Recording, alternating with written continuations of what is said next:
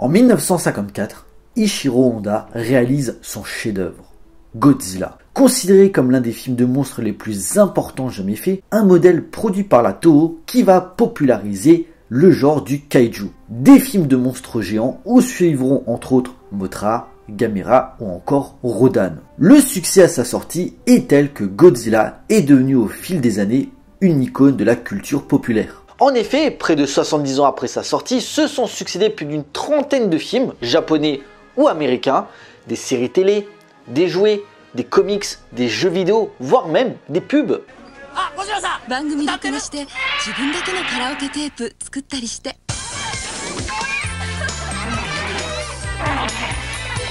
Le Big G jouit d'une telle popularité qu'il a même eu droit à son étoile sur Hollywood Boulevard. Et ouais, mais si le film original a été une révolution dans le cinéma, il est pertinent de questionner d'où viennent ses inspirations et comment est née la création du lézard le plus connu du 7e art. Bien sûr, les influences sont nombreuses et diverses, mais elles viennent en grande partie d'un film sorti seulement un an avant Godzilla et je trouvais intéressant de revenir aux origines. Remontons le temps et parlons du film qui aurait inspiré Godzilla.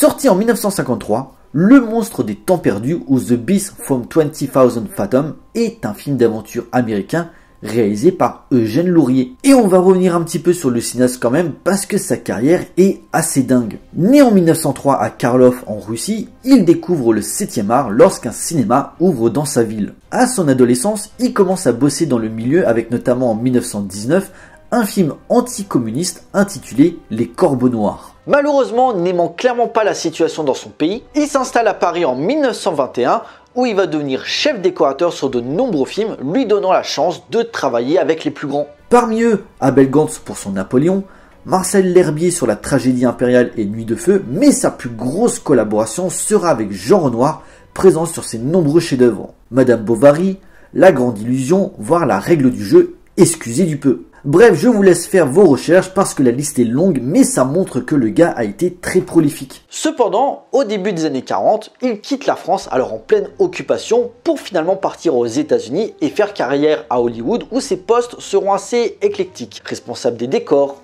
scénariste, directeur artistique, voire superviseur des effets spéciaux. Et pareil là-bas, il aura l'occasion de travailler avec de gros cinéastes, Charlie Chaplin, Samuel Fuller, Douglas Hickox, voire carrément terminer sa carrière en 1980 pour un film de Clint Eastwood, quand je vous dis que ce mec mérite le respect. Jonglant de temps en temps quand même entre les États-Unis et la France jusqu'à son décès en 1991. Et parmi tout ça, la réalisation bien sûr, car si on se souvient surtout d'Eugène Lourier pour l'aspect technique on va dire, il ne faut pas oublier qu'il a aussi réalisé des films dont celui qui va nous intéresser. En 1951, l'écrivain Ray Bradbury sort La Bête des Profondeurs. Une nouvelle narrant l'histoire d'une créature sous-marine attaquant un phare. De fait, suite au succès l'année suivante de la ressortie en salle de King Kong, les producteurs Jack Dietz et Al Schuster se disent que y a moyen de se faire doubler en mettant des monstres géants qui détruisent des villes à l'écran. Un gros tournage qui va s'étaler sur presque toute l'année, notamment pour la préparation des effets spéciaux, et sur cet aspect-là signeront les débuts, en tout cas en solo parce qu'il avait déjà travaillé sur d'autres films mais il n'était pas tout seul,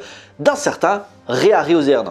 On y reviendra. En 1953, Warner Bros rachète le film pour le distribuer tout en changeant le nom avec celui que l'on connaît, The Beast from 20,000 Fathoms, excusez mon accent anglais, ou chez nous, Le Monstre des Temps Perdus. L'histoire se passe dans les années 50. Un test nucléaire organisé par des scientifiques américains a lieu au-delà du cercle arctique. Malheureusement, l'explosion réveille un gigantesque reptile endormi sous la glace depuis 100 millions d'années. Semant le chaos sur son passage, il arrive jusqu'à Manhattan où la panique s'installe. L'armée, totalement désorganisée, va malgré tout faire pour l'arrêter. Armée d'un budget ridicule et d'un scénario réduit à sa plus simple expression, à savoir un dinosaure atomique nageant dans le brouillard pour arriver jusqu'à la côte new-yorkaise et tout casser, Eugène Lourier conçoit avec Le Monstre des Temps Perdus l'un des meilleurs représentants du genre. Énergique et spectaculaire, pour l'époque, la mise en scène du cinéaste apporte une certaine ambiance, ajoutant une tension constante et où, plus que les armes, c'est la science qui va amener la solution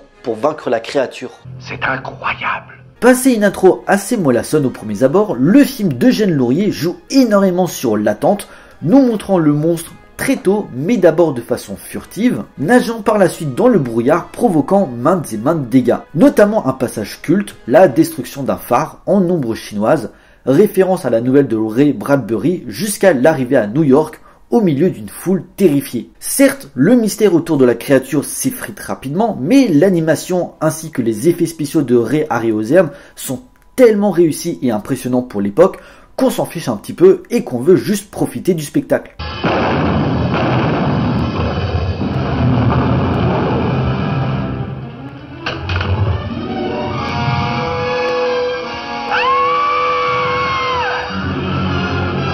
Et du coup, après tout ça, le monstre des temps perdus, dans le registre du film de monstre, se révèle finalement assez classique dans sa forme. Mais en quoi il a inspiré Godzilla alors? Ray Harryhausen jugeant même le film de Ishiro Honda de copie carbone, alors je n'irai pas jusque là, cependant on peut y voir quelques similitudes. Déjà, la cause de leur réveil, dans le monstre des temps perdus, la créature serait un Rhedosaurus, un nom imaginaire donné à ce dinosaure vieux de plus de 100 millions d'années et qui serait revenu à la vie suite aux essais nucléaires vus en début de film. On peut également voir les retours chimiques de ces essais sur la créature.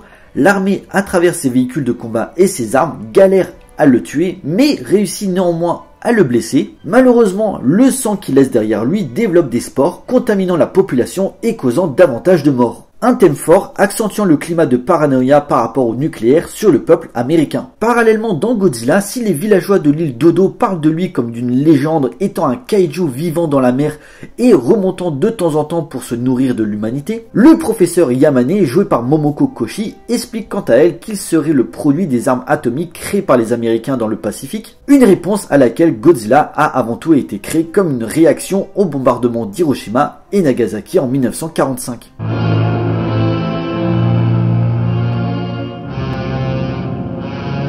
Cette fois, le voilà.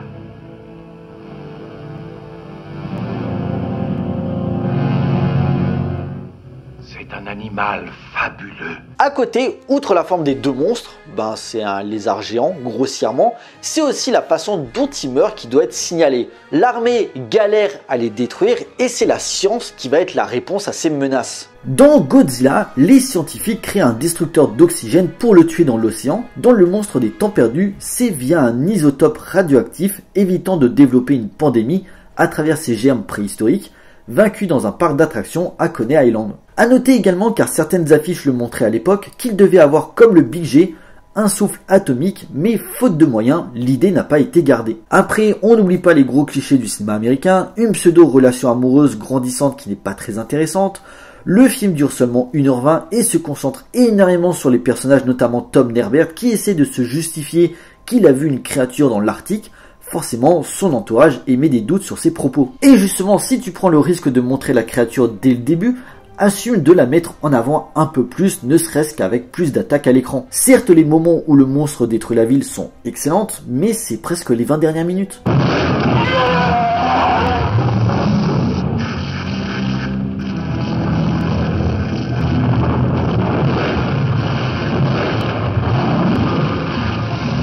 C'est des petits détails, vous allez me dire, mais pour certains, ça peut quand même jouer sur le rythme du film. Cependant, le casting est bien dirigé. Paul Hubschmidt dans le rôle principal dont sa carrière n'est plus approuvée, la magnifique Paula Raymond dont sa place à Hollywood aurait mérité d'être plus longue si elle n'avait pas été freinée d'un accident de voiture, le prolifique Cecil Kellaway, très amusant en scientifique fasciné par la créature, voire l'un des premiers rôles de la légende Lee Van Cleef.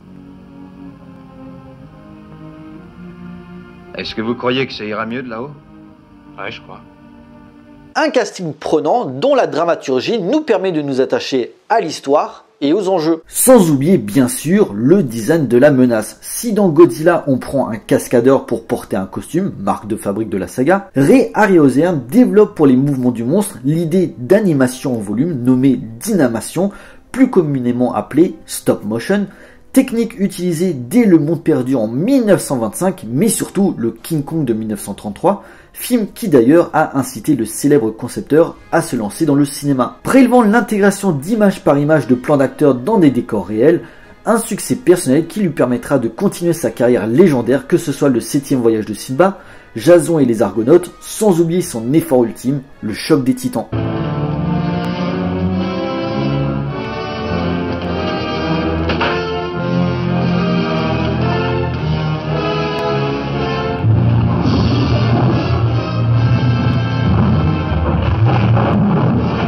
Le succès du Monstre des Temps Perdus fait qu'il va influer sur le genre du film du monstre durant quelques années. It Came from Beneath the Sea, Tarantula, Les monstres attaquent la ville, The Beast from Space, dont pour certains, les effets spéciaux seront également supervisés par Ray Harryhausen. Comme quoi, tout est lié. Mais bien sûr, d'autres pays vont s'en inspirer, dont le Japon avec Godzilla, on revient un peu au sujet principal quand même, dont le méga carton en salle va lancer une pléthore de monstres que le lézard géant va affronter pendant plusieurs décennies. D'ailleurs, si on dit souvent que Godzilla a été influencé par le Monstre des Temps Perdus, le cinéaste Eugène Laurier réalisera 10 ans plus tard Gorgo, qui se veut presque un remake au chef-d'œuvre d'Ichiro Honda. On revient toujours à la même chose. Mais ça, c'est une autre histoire. Mais de quelles preuves avez-vous encore besoin?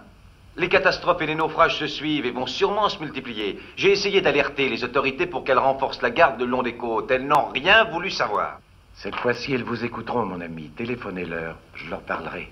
Pour conclure, Le Monstre des Temps Perdus reste une série B honorable avec des acteurs au top, des scènes de destruction impressionnantes pour l'époque, créée par une légende des effets spéciaux, une œuvre incontournable pour les amateurs du genre où la magie opère toujours, une vraie réussite bien supérieure sur sa forme à d'autres creature features et dont on ne peut nier par ses similitudes et parce qu'il est sorti un an avant que Le Monstre des Temps Perdus a inspiré Godzilla.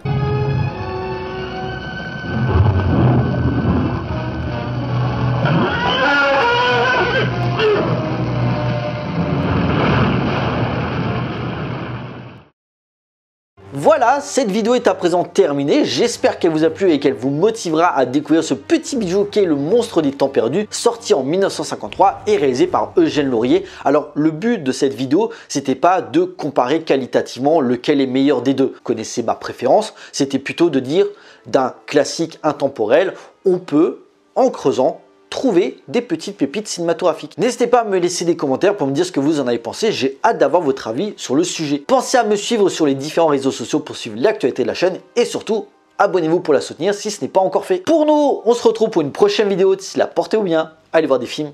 Ciao.